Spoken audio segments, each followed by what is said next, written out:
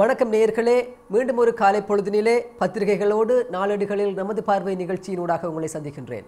இன்று 2017 ஆண்டு மே மாதம் 24ஆம் திகதி புதன்கிழமை. இன்றைய பத்திரிகைகளில் எமது பார்வை நிகழ்ச்சிக்காக கொழும்பிலிருந்தும் யாழ்ப்பாணத்திலிருந்தும் பிரசுரிக்கப்படுகின்ற தமிழ், சிங்கள மற்றும் ஆங்கில பத்திரிகைகளை நாங்கள் எடுத்திருக்கின்றோம். அந்த வகையிலே வீரகேசரி, தினக்குரல், சுடரொளி, லங்காதீப, டெய்லி மிரர் மற்றும் யாழ்ப்பாண பத்திரிகைகளான உதயன், பலம்புரி, காலைக்கதிர் ஆகிய பத்திரிகைகளை நாங்கள் எடுத்திருக்கின்றோம். இன்றைய தமிழ் பத்திரிகைகளானவை ஒரே விடயத்தினையே தங்களுடைய பிரதான தலைப்பு செய்தியாக பிரசுரித்திருக்கின்றன. அதாவது அண்மை காலமாக சிறுபான்மை இனங்களுக்கு, அதாவது முஸ்லிம் இனங்களுக்கு எதிராக வன்முறை நடவடிக்கைகள் மேற்கொள்ளப்படுகின்றன. அவற்றை மையமாக வைத்தே இன்றைய தமிழ் பத்திரிகைகள் தங்களுடைய பிரதான தலைப்பு செய்தியினை வெளியிட்டிருக்கின்றன. வீரகேசரி பத்திரிகையானது பள்ளிவாசல்கள், முஸ்லிம் வர்த்தக நிலையங்கள் மீதான தாக்குதல்களை கட்டுப்படுத்த சிறப்பு திட்டம், போலீஸ் நிலைய பொறுப்பதிகாரிகள் பொறுப்பு கூறும் வகையில் நடவடிக்கை, அமைச்சரவையில் மனோ கணேசன், ரிஷாத், ரவூப் ஹக்கீமும் கடும் அதிருப்தி என்ற தலைப்பிலே தன்னுடைய பிரதான தலைப்பு செய்தியை பிரசுரித்திருக்கின்ற அதே வேளையிலே தினக்குரல் பத்திரிகையானது யாரென்றாலும் சட்டம் ஒழுங்கை சீர்குலைத்தால் கடும் நடவடிக்கை எடுக்க உத்தரவு, ஜனாதிபதி பிரதமர் விடுத்தனர் என்ற தலைப்பிலே பிரசுரித்திருக்கின்ற அதே வேளையிலே சுடரொளி பத்திரிகையானது வன்முறையை தூண்டுபவர்களுக்கு எதிராக பாரபட்சமின்றி கடும் நடவடிக்கை எடுக்கவும் சட்டம் ஒழுங்கு அமைச்சர் சாகலவுக்கு ஜனாதிபதி பணிப்பு என்ற தலைப்பிலே தன்னுடைய பிரதான தலைப்பு செய்தியினை பிரசுரித்திருக்கின்றது. அதாவது முஸ்லிம் இனத்தவர்களுக்கு சொந்தமான, அதாவது அவர்களுடைய பள்ளிவாசல்கள் மற்றும் அவர்களுடைய வர்த்தக நிலையங்கள் மீது தாக்குதல் நடத்தப்படுகின்ற அதே வேளையிலே வர்த்தக நிலையங்களை தீக்கிரையாக்குகின்ற சம்பவங்கள் அண்மை காலமாக இலங்கையிலே பல்வேறு இடங்களிலும் நடைபெற்று வருகின்றன. இவ்வாறான செயல்பாடுகள் அரசாங்கத்திற்கு எதிரான செயல்பாடுகள் என்று அரசாங்கம் அண்மையிலே தெரிவித்திருக்கின்ற அதே வேளையிலே ஜனாதிபதியும் பிரதமரும் நேற்றைய அமைச்சரவை கூட்டத்திலே சட்டம் ஒழுங்கு அமைச்சர் சாகல ரத்நாயக்க அவர்களுக்கு பணிப்புரை விடுத்திருக்கின்றார்கள். அதாவது எந்த ஒரு தனிநபராக இருந்தாலும் சட்டத்தினை கையில் எடுத்தால் அவர் மீது கடும் நடவடிக்கை எடுக்க வேண்டும் என்பதே அந்த பணிப்புரையாக இருக்கின்றது. அதே வேளையிலே ஒவ்வொரு போலீஸ் நிலைய பொறுப்பதிகாரியும் தங்களுடைய போலீஸ் பிரிவுக்கு உட்பட்ட பிரதேசங்களிலே இனங்களுக்கு எதிரான வன்முறைகள் அல்லது ஏதாவது ஒரு சம்பவங்கள் நடைபெறுகின்ற நிலையிலே அவர்கள் அவ்வாறான சம்பவங்களுக்கு பொறுப்பு கூற வேண்டிய ஒரு திட்டத்தினை வகுக்க வேண்டும் என்று சாகல ரத்நாயக்கா அவர்களுக்கு பணிப்புரை விடுக்கப்பட்டிருப்பதாகவும் தெரிவிக்கப்படுகின்றது. இதே வேளையிலே சிறுபான்மையின தலைவர்கள், குறிப்பாக மனோ கணேசன், ரிஷாத் பதியுதீன் மற்றும் ரவூப் ஹக்கீம் அவர்கள் இவ்வாறான இனங்களுக்கு எதிரான செயல்பாடுகளுக்கு, வன்முறை செயல்பாடுகளுக்கு கடும் கண்டனம் தெரிவித்திருக்கின்றார்கள் என்று இன்றைய பிரதான தலைப்பு செய்திகளானவை தெரிவித்து நிற்கின்றன. அடுத்து நாங்கள் வீரகேசரி பத்திரிகையினுடைய முன்பக்கத்திலே பிரசுரிக்கப்பட்டிருக்கின்ற ஏனைய செய்திகள் மீது எமது பார்வையை செலுத்துகின்ற போது, காவத்தையில் தமிழ் முஸ்லிம்களுக்கு சொந்தமான 2 கடைகளில் தீ பரவல், பலசரக்கு கடை முற்றாக எரிந்து நாசம் என்று ஒரு செய்தி இங்கு பிரசுரிக்கப்பட்டிருக்கின்றது. இரத்தினபுரி காவத்தை நகரில் 2 வர்த்தக நிலையங்கள் நேற்று அதிகாலை தீப்பரவலுக்கு உள்ளாகியுள்ளன. தமிழர் ஒருவருக்கு சொந்தமான பலசரக்கு கடை முழுமையாக தீக்கிரையாகியுள்ளது. அருகில் இருந்த முஸ்லிம் ஒருவருக்கு சொந்தமான ஹார்ட்வேர் கடை பகுதியளவில் சேதமடைந்துள்ளது. இந்த சம்பவம் நேற்று அதிகாலை 2 மணிக்கும் 2:30க்கும் இடைப்பட்ட நேரத்தில் இடம்பெற்றுள்ளதாக போலீசார் தெரிவித்திருக்கின்றனர் என்று அந்த செய்தி தெரிவித்திருக்கின்றது. அதே வேளையிலே கட்டட நிர்மாணத்தின் போது மண்மேடு சரிந்ததில் சிக்கி 2 பேர் உயிரிழப்பு, ஒருவர் காயம், மாவநிலையில் சம்பவம் என்ற தலைப்பிலே ஒரு புகைப்படத்தோடு செய்தி இங்கு பிரசுரிக்கப்பட்டிருக்கின்றது. மாவநிலையில் கட்டட நிர்மாண பணிகள் இடம்பெற்று வருகின்ற நிலையில் மண்மேடொன்று சரிந்து விழுந்ததில் 2 உயிரிழந்துள்ளதுடன் ஒருவர் படுகாயமடைந்து மாவநில வைத்தியசாலையில் சிகிச்சைக்காக அனுமதிக்கப்பட்டுள்ளார். இச்சம்பவம் நேற்று முற்பகல் 11 மணியளவில் இடம்பெற்றுள்ளது என்று அந்த செய்தி தெரிவித்திருக்கின்றது. இதே செய்தியினை சுடரொளி பத்திரிகையும் மாவநிலையில் மண்மேடு சரிவு, 2 மரணம், 1 காயம் என்ற தலைப்பிலே அந்த செய்தி இங்கே பிரசுரிக்கப்பட்டிருக்கின்றது. அண்மை காலமாக இது 3வது சம்பவமாக இங்கே பதிவாகி இருக்கின்றது. அதாவது 2 வாரங்களுக்கு இடைப்பட்ட காலத்திலே 3வது கட்டுமான பணிகளிலே ஏற்பட்ட அசம்பாவிதங்கள் 3 சம்பவங்கள் நடைபெற்றிருக்கின்றன. குறிப்பாக வெள்ளவத்தையிலே அடுக்குமாடி கட்டடம் ஒன்று இடிந்து விழுந்தது. அதே போன்று மட்டக்களப்பிலே இந்து ஆலயம் ஒன்று இடிந்து விழுந்தது. இப்போது மாவனெல்லையிலே ஒரு நிர்மாண கட்டடத்தின் போது மண்மேடு சரிந்து விழுந்திருக்கின்றது. இவ்வாறு நடைபெறுகின்ற இந்த நிகழ்வுகள் ஒரு கேள்வியினை மக்கள் மீது எழுப்புகின்றன. எவ்வாறான முன்னேற்பாடுகளோடு இவ்வாறான கட்டடங்கள் மற்றும் இனிவரும் காலங்களிலே கட்டடங்கள் அமைக்கப்படவிருக்கின்றன என்பதை சம்பந்தமாக ஒரு கேள்வியை எழுப்பி நிற்கின்றது என்பது இங்கு கவனிக்கப்பட வேண்டிய விடயம். அடுத்ததாக பிரித்தானிய மான்செஸ்டர் உள்ளரங்கில் தற்கொலை குண்டுதாரி தாக்குதல், 22 பேர் பலி, 59 பேர் காயம் என்ற தலைப்பிலே புகைப்படத்தோடு செய்தி பிரசுரிக்கப்பட்டிருக்கின்றது. உலகத்தில் இருக்கின்ற அத்தனை பேரையும் திரும்பி பார்க்க வைத்திருக்கின்ற அண்மைய குண்டு தாக்குதல், அதாவது பிரித்தானியாவிலே மான்செஸ்டர் சிட்டியிலே நடைபெற்ற அந்த குண்டு தாக்குதலிலே 22 பேர் உயிரிழந்ததோடு 59 பேர் படுகாயமடைந்தனர். இது யாவரும் அறிந்த ஒரு விடயம். இந்த செய்தியினைத்தான் இன்றைய விரேகசரி பத்திரிகை தன்னுடைய முன்பக்க செய்தியிலே பிரசுரித்திருக்கின்றது. அடுத்ததாக தலை தூக்கியுள்ள இனவாதிகளின் செயற்பாடுகளை கட்டுப்படுத்த உடன் நடவடிக்கை அவசியம், சபையில் தமிழ் பேசும் பிரதிநிதிகள் அழுத்தம் என்று கட்டமிடப்பட்ட செய்தியாக பிரசுரிக்கப்பட்டிருக்கின்றது. இதே விஷயத்தினை ஏற்கனவே நாங்கள் பார்த்திருந்தோம். சிறுபான்மையின தலைவர்கள் பாராளுமன்றத்திலே கவலை வெளியிட்டதோடு அவர்கள் கடும் கண்டனத்தினையும் வெளியிட்டிருக்கின்றார்கள். சிறுபான்மை மக்களுக்கு எதிராக அண்மை காலமாக திட்டமிட்ட ரீதியிலே முன்னெடுக்கப்படுகின்ற இனவாத தாக்குதல்கள் சம்பந்தமாக அவர்கள் தங்களுடைய கண்டனங்களை வெளியிட்டிருக்கின்றார்கள். அதேவேளையிலே வித்தியா படுகொலை வழக்கை ட்ரையல் அட் பார் முறையில் விசாரிக்க 3 தமிழ் நீதிபதிகள் பிரதம நீதியரசரால் நியமனம் என்ற தலைப்பிலே செய்தி இங்கு பிரசுரிக்கப்பட்டிருக்கின்றது. புங்குடுதீவு பாடசாலை மாணவி சிவலோகநாதன் வித்யாவின் பாலியல் வன்புணர்வின் பின்னரான படுகொலை வழக்கினை விசாரணை செய்வதற்கு பரிந்துரைக்கப்பட்ட ட்ரையல் அட் பார் விளக்க மன்றுக்கு 3 தமிழ் நீதிபதிகளை உள்ளடக்கியதாக ஒரு அமைப்பு உருவாக்கப்பட்டு அது யாழ் மேல் நீதிமன்றத்திலே அந்த விசாரணை மேற்கொள்ளப்படவிருப்பதாக அந்த செய்தி தெரிவித்து நிற்கின்றது. இவை இன்றைய அதாவது வீரகேசரி பத்திரிகையில் இடம்பெற்ற முன்பக்க செய்திகளாகும். அடுத்ததாக நாங்கள் தினக்குரல் பத்திரிகையினுடைய ஏனைய முன்பக்க செய்திகளை பார்க்கின்ற போது தமிழ் முஸ்லிம் கடைகள் தீக்கிரை காவத்தை நகரில் சம்பவம் என்று இருக்கின்றது. இதை செய்தினை நாங்கள் ஏற்கனவே வீரகேசரி பத்திரிகையிலும் திறப்பு சுடரொளி பத்திரிகையிலே நாங்கள் பார்த்திருந்தோம். IS தாக்குதலில் பிரிட்டனில் 22 பேர் பலி என்று இருக்கின்றது. இதே செய்தினை நாங்கள் ஏற்கனவே பார்த்திருந்தோம்.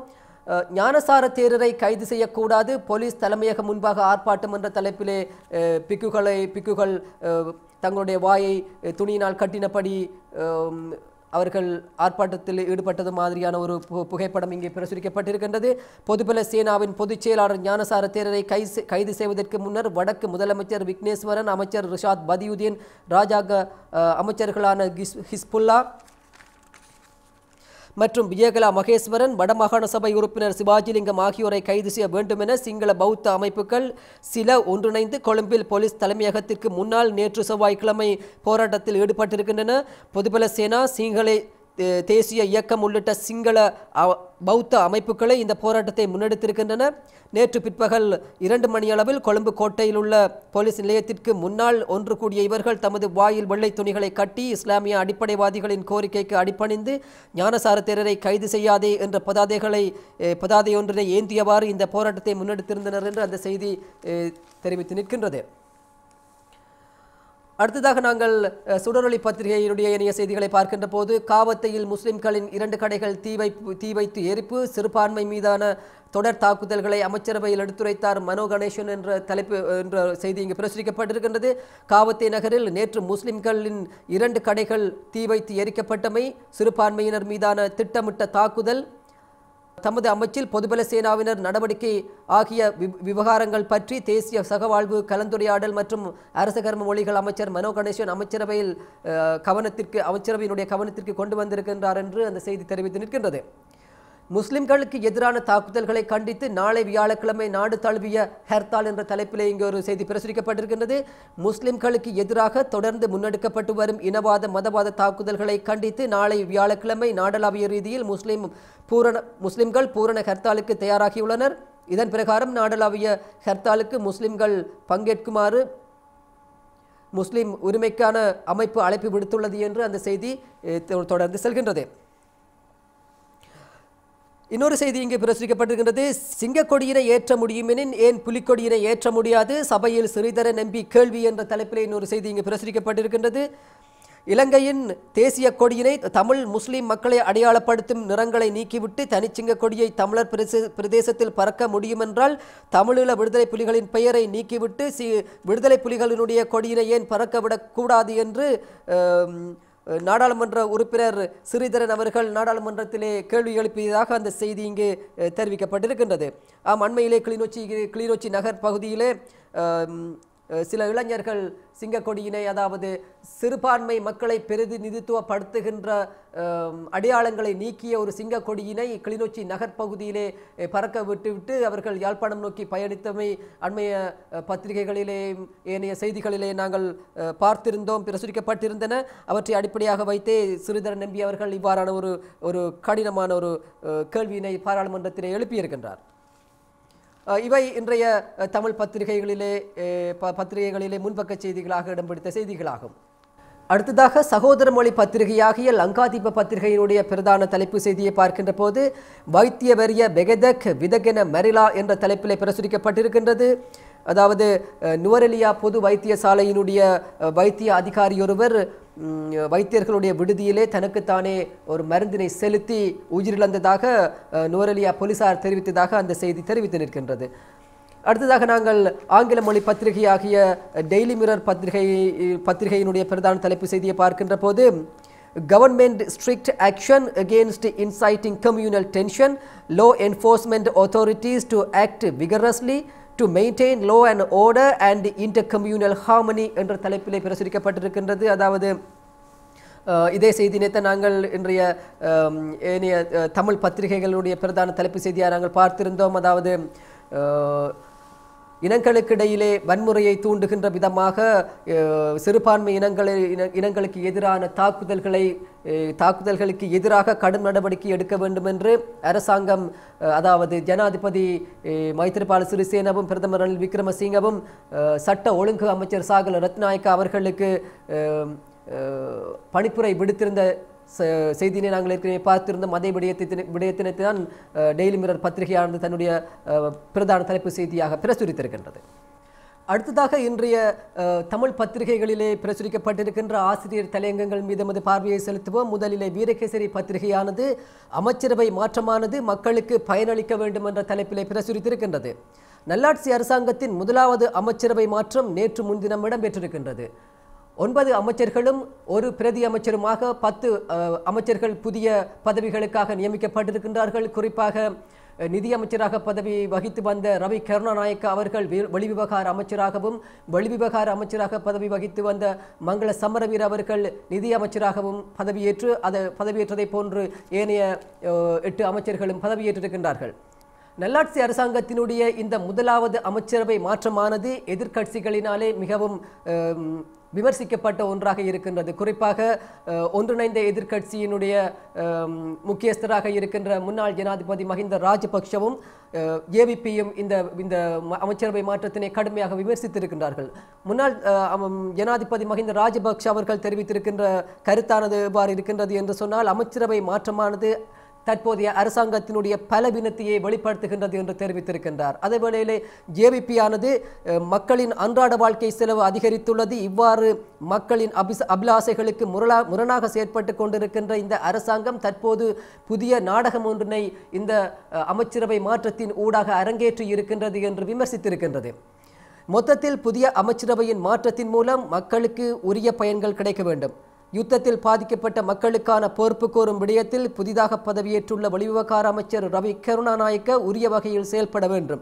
மக்களுக்கு நன்மை பயக்கும் செயற்பாடுகளில் அமைச்சர்கள் ஈடுபட வேண்டும் என்பதை வலியுறுத்த விரும்புகின்றோம் என்று வீரகேசரி தன்னுடைய ஆசிரியர் தலையங்கத்திலே தெரிவித்து நிற்கின்றது. அடுத்ததாக நாங்கள் தினக்குரல் பத்திரிகையினுடைய ஆசிரியர் தலையங்கத்தை பார்ப்போம். தினக்குரல் பத்திரிகையினுடைய ஆசிரியர் தலையங்கம் சிறுபான்மையின மக்களின் மீதான வன்முறையான தாக்குதல்களை அடிப்படையாக வைத்து எழுதப்பட்டிருக்கின்றது. இன மத குரோதத்திற்கு முடிவு கட்ட வேண்டும் என்ற தலைப்பிலே தன்னுடைய ஆசிரியர் தலையங்கத்தினை பிரசுரித்திருக்கின்றது. இன மத பூசல்கள் நாடொன்றின் மேம்பாட்டிற்கு எத்தகைய பாரதூரமான பின்னடைவை ஏற்படுத்தும் என்பதை கடந்த சில தசாப்தங்களாக நேரடி அனுபவத்தை பெற்றிருந்தும் அதிலிருந்து இலங்கையர்கள் இன்னமும் சிறப்பான பாடத்தினை படித்திருக்கவில்லை என்றே தோன்றுகின்றது. முன்னைய ராஜபக்ஷ ஆட்சியில் சிறுபான்மை இனங்கள் மத குழுக்களுக்கு குறிப்பாக முஸ்லிம்களுக்கு எதிராக கட்டவிழ்த்து விடப்பட்ட தாக்குதல்கள் வன்முறைகள் போன்ற இன மத ரீதியான பாரபட்சங்களுக்கு புதிய நிர்வாகம் முடிவு கட்டிவிடும் என்ற எதிர்பார்ப்புடன் கூடிய நம்பிக்கை அதிகரித்தது. ஆனால் அந்த நம்பிக்கை யாவுமே தற்போது தகர்க்கப்படுகின்றதே அண்மை காலமாக இடம்பெற்று வரும் ஜனநாயக விரோத நெறி பிறழ்வான சம்பவங்கள் வெளிப்படுத்துகின்றன. இலங்கையை பொறுத்தவரை தேசிய ஒருமைப்பாட்டு அரசாங்கமானது பல்லின பல்மத தன்மைக்கும் வேற்றுமையில் ஒற்றுமைக்கும் அதிகளவு முன்னுரிமை கொடுத்திருப்பதாக தன்னுடைய நிலைப்பாட்டை பகிரங்கமாக அறிவித்திருந்தது. அத்துடன் நல்லிணக்கம் நீடித்த சமாதானம் தொடர்பாக ஒன்றிணைந்து செயல்படுமாறு சகல அரசியல் கட்சிகள் மதக்குழுக்கள் மற்றும் ஏனைய தரப்பினருக்கு ஜனாதிபதி மைத்திரிபால சிறிசேனவும் பிரதமர் ரணில் விக்ரமசிங்கவும் திரும்ப கோரிக்கை விடுத்து வருகின்றனர். அதே சமயம் மக்களின் மத சுதந்திரம் உறுதிப்படுத்தப்படும் என ஜனாதிபதி சிறிசேன தனது தேர்தல் விஞ்ஞாபனத்திலே உறுதியளித்திருந்தார். இந்நிலையில் தேசிய ஒருமைப்பாட்டு அரசாங்கம் பதவியேற்று 2 வருடங்கள் ஓரளவுக்கு அடக்கி வாசித்துக் கொண்டிருந்த இன மத மேலாதிக்கவாத சக்திகள் இப்போது மீண்டும் கைவரிசையை காட்ட ஆரம்பித்த நிலையில் அவற்றை உடனடியாக கட்டுப்படுத்த அரசாங்கம் ஆக்கப்பூர்வமான நடவடிக்கை எடுப்பதே தற்போதைய தேவையாக இருக்கின்றது என்று தினக்குரல் தன்னுடைய ஆசிரியர் தலையங்கத்திலே தெரிவித்து நிற்கின்றது. அடுத்ததாக நாங்கள் சுடரொளி பத்திரிகையினுடைய ஆசிரியர் தலையங்கத்திற்கு செல்வோம். காத்திருக்கும் ஆபத்து என்ற தலைப்பிலே தன்னுடைய ஆசிரியர் தலையங்கத்தை வெளியிட்டிருக்கின்றது.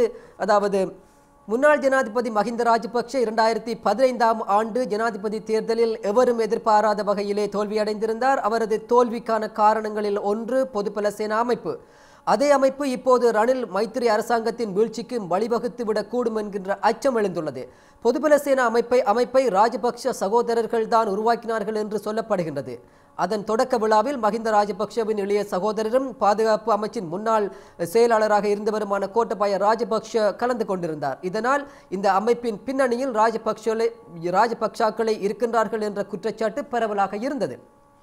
முஸ்லிம் சமூகத்தை மஹிந்தவுக்கு எதிராக ஒன்றிணைத்ததில் பொதுபல சேனாவிற்கு பெரும் பங்கிருந்ததை எல்லா அரசியல் ஆய்வாளர்களும் ஏற்றுக்கொண்டிருக்கின்றார்கள். அவர்கள் மட்டுமல்ல, மஹிந்தவை கூட ஏற்றுக்கொண்டிருக்கின்றார். தேர்தல் தோல்வியின் பின்னர் முஸ்லிம்களை சந்தித்த பல இடங்களில் மஹிந்த அதனை சொல்லியும் காட்டியிருக்கின்றார். பொதுபல சேனாவை ஆரம்பத்திலேயே கட்டுப்படுத்துவதற்கு மைத்திரி ரணில் கூட்டு அரசும் தவறு இருக்கின்றது. பல்மத மக்கள் வாழும் இலங்கை போன்ற ஒரு நாட்டில் பௌத்த மதத்திற்கு அரசும் அரசியல்வாதிகளும் அளவுக்கு அதிகமாக முக்கியத்துவத்தை கொடுப்பதால் பொதுபல சேனா போன்ற அமைப்புகளால் துணிந்து அரசின் அதிகாரங்களை கேள்விக்குட்படுத்தி அதனுடன் மோத முடிகின்றது. எனவே பொதுபல சேனாவை கட்டுப்படுத்த அடக்க இந்த அரசு தவறுமானால் அது இந்த ஆட்சியின் வீழ்ச்சிக்கான அடித்தளமாக மாறக்கூடும் என அரசு உணர்ந்து விரைந்து செயல்படுவதே நல்லது என்பதை சுட்டிக்காட்ட விரும்புகின்றோம் என்று சுடரொளி தன்னுடைய ஆசிரியர் தலையங்கத்திலே தெரிவித்து நிற்கின்றது. அடுத்ததாக மலையக செய்திகள் பக்கம் எமது பார்வையை செலுத்துகின்ற போது காரணமின்றிய கைது, தடுத்து வைப்பு, விசாரணையின்றி விடுதலை, போலீஸ் மா அதிபருக்கு அரவிந்தகுமார் அறிவிப்பு என்ற தலைப்பிலே இந்த செய்தி இங்கு பிரசுரிக்கப்பட்டிருக்கின்றது. முறைப்பாடுகள் மற்றும் குற்றச்சாட்டுகள் உள்ளிட்ட எத்தகைய காரணங்களுமின்றி வீதியில் செல்லும் தமிழ் இளைஞர்கள் கைது செய்யப்பட்டு தடுத்து வைக்கப்பட்டு விசாரணைகள் எதுவுமின்றி வீட்டிற்கு அனுப்பும் செயல்பாடுகள் இறக்குவானை போலீஸ் நிலையத்தில் இடம்பெற்று வருகின்றன. இதனால் இவ்விளைஞர்கள் மன உளைச்சலுக்கு உள்ளாகி வருவதாக பதுளை மாவட்ட பாராளுமன்ற உறுப்பினரும் மலையக மக்கள் முன்னணியின் அரசியல் துறை தலைவரும் மலையக தொழிலாளர் முன்னணியின் இணைத்தலைவரும் தமிழ் முற்போக்கு கூட்டணியின் உபத்தலைவருமாகிய அரவிந்தகுமார் போலீஸ் மா அதிபருக்கு அனுப்பியுள்ள அவசர தொலைநகல் கடிதம் ஒன்றில் குறிப்பிட்டிருக்கின்றார் என்று அந்த செய்தி தெரிவித்து நிற்கின்றது. அடுத்ததாக நாங்கள் இந்திய செய்திகள் பக்கம் நமது பார்வையை செலுத்துகின்ற போது நம் இனத்திற்கான நீதி இதுநாள் வரை வழங்கப்படவில்லை, சர்வதேச விசாரணை நடத்தப்பட்டு இலங்கையை தண்டிக்க வேண்டும் என்கிறார் சீமான் என்ற தலைப்பிலே ஒரு செய்தி இங்கு பிரசுரிக்கப்பட்டிருக்கின்றது. இதை நாங்கள் சற்று ஆழமாக பார்க்கின்ற போது தமிழர்களை கொன்ற இலங்கை அரசு மீது சுதந்திரமான சர்வதேச விசாரணை நடத்தப்பட வேண்டும் என்று நாம் தமிழர் கட்சியின் தலைமை ஒருங்கிணைப்பாளர் சீமான் கோரியுள்ளார். ஈழத்துப் போரில் பலியானவர்களை நினைவு கூறும் வகையில் முள்ளிவாய்க்கால் தின நிகழ்வில் கலந்து கொண்ட அவர் பேசியதாவது: தமிழ் தேசிய இனத்தின் துயர நாளாக மே 18 திகழ்கின்றது. 8 வருடங்களுக்கு முன்னர் இதே நாளில்தான் தன் சொந்த இனம் அழிவதை கண்முன்னே நாம் காண நேர்ந்த துயரம் நடைபெற்றது. தமிழீழ மண்ணில் இனப்படுகொலை நிகழ்த்த ஆயுதங்களையும் போர் ஆலோசனைகளையும் வாரி வழங்கி பொருளாதார பலமளித்து நமது இனத்தை அளித்த கொடூரம் இதே நாளில் நடந்து முடிந்துள்ளது. நாம் உயிருள்ளவரை மறக்க முடியாத மறக்கக்கூடாத துயர நினைவுகள் இவையாகும். எங்கெல்லாம் நீதி கிடைக்க வழியுண்டோ அங்கெல்லாம் நின்று கண்ணீர் விட்டு கதரை பார்த்தும் நம் இனத்திற்கான நீதி இதுநாள் வரை வழங்கப்படவில்லை என்று சீமான் அவர்கள் உணர்ச்சி பூர்வமாக தெரிவித்ததாக அந்த செய்தி தொடர்ந்து செல்கின்றது. அடுத்ததாக உலக செய்திகளை பார்க்கின்ற போது இஸ்ரேலிய பாலஸ்தீன சமாதானத்தை எட்டுவதற்கு அவசியமான அனைத்தையும் மேற்கொள்வேன். பாலஸ்தீன விஜயத்தின் போது அமெரிக்க ஜனாதிபதி உறுதி என்ற தலைப்பிலே அமெரிக்க ஜனாதிபதி டொனால்ட் ட்ரம்ப் அவர்களும் பாலஸ்தீன ஜனாதிபதி மஹ்மூத் அப்பாஸ் அவர்களும் கைகோர்த்திருக்கும் புகைப்படத்தோடு அந்த செய்தி இங்கே பிரசுரிக்கப்பட்டிருக்கின்றது. இஸ்ரேலியர்களும் பலஸ்தீனர்களும் சமாதானத்தை எட்டுவதற்கு உதவ தன்னால் இயன்ற அனைத்தையும் செய்ய உள்ளதாக அமெரிக்க ஜனாதிபதி டொனால்ட் ட்ரம்ப் தெரிவித்திருக்கின்றார். பாலஸ்தீனத்திற்கு நேற்று செவ்வாய்க்கிழமை விஜயம் செய்த அவர் அந்நாட்டு ஜனாதிபதி மஹ்மூத் அப்பாஸுடன் உரையாடுகையிலேயே இவ்வாறு தெரிவித்திருக்கின்றார். இதன்போது பாலஸ்தீன ஜனாதிபதி தீவிரவாதத்திற்கு எதிரான போராட்டத்திற்கு அத்தியாவசியமான முன்னடியெடுத்து வைப்புகளை மேற்கொள்ள உறுதியளித்துள்ளார். இஸ்ரேலுக்கும் பாலஸ்தீனத்திற்கும் இடையில் பேச்சுவார்த்தை கடந்த 3 வருட காலமாக ஸ்தம்பிதமடைந்துள்ள நிலையில் இந்த பேச்சுவார்த்தையானது மத்தியஸ்தம் செய்வதற்கு கடினமான ஒன்றாக உள்ளதாக தான் அறிவதாக டொனால்ட் ட்ரம்ப் அவர்கள் குறிப்பிட்டிருக்கின்றார். பாலஸ்தீன ஜனாதிபதிக்கும் அமெரிக்க ஜனாதிபதிக்கும் இடையிலான மேற்படி சந்திப்பு பாலஸ்தீன மேற்கு கடற்கரை பிராந்தியத்திலே நடைபெற்றிருக்கின்றது. இந்நிலையில் டொனால்ட் ட்ரம்பின் பிராந்திய விஜயத்துக்கு எதிர்ப்பு தெரிவித்திருக்கும் வகையில் இஸ்ரேலிய சிறைச்சாலைகளில் உள்ள பாலஸ்தீன கைதிகளுக்கு ஆதரவளிக்கும் முகமாக பாலஸ்தீன பிராந்தியத்தில் எதிர்ப்பு ஆர்ப்பாட்டங்கள் நடத்தப்பட்டிருக்கின்றன. முதல் நாள் திங்கட்கிழமை இஸ்ரேலுக்கான விஜயத்தின் போது அமெரிக்காவுக்கும் இஸ்ரேலுக்குமான பிளவடைய முடியாத பிணைப்பு குறித்து டொனால்ட் ட்ரம்ப் மீள உறுதிப்படுத்தியிருந்தமை இங்கு சுட்டிக்காட்டத்தக்கது. அடுத்ததாக யாழ் பிராந்திய பத்திரிகைகளில் எமது பார்வையை செலுத்துவோம்.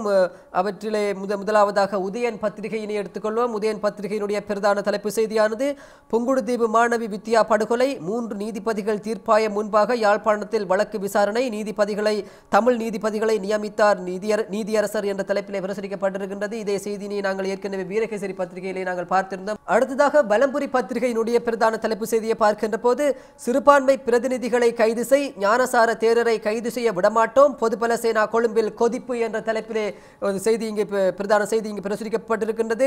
அடுத்ததாக காலை கதிர் பத்திரிகையினுடைய பிரதான தலைப்பு செய்தியை பார்க்கின்ற போது மரதன் அமர்வு நேற்று ஆரம்பம், அதிகார பகிர்விற்கு வழிகாட்டல் குழுவில் பொது இணக்கப்பாடு, ஆட்சி முறை பற்றிய விவரிப்பு வாசகம் இன்று பரிசீலனை என்ற தலைப்பிலே பிரசுரிக்கப்பட்டிருக்கின்றது.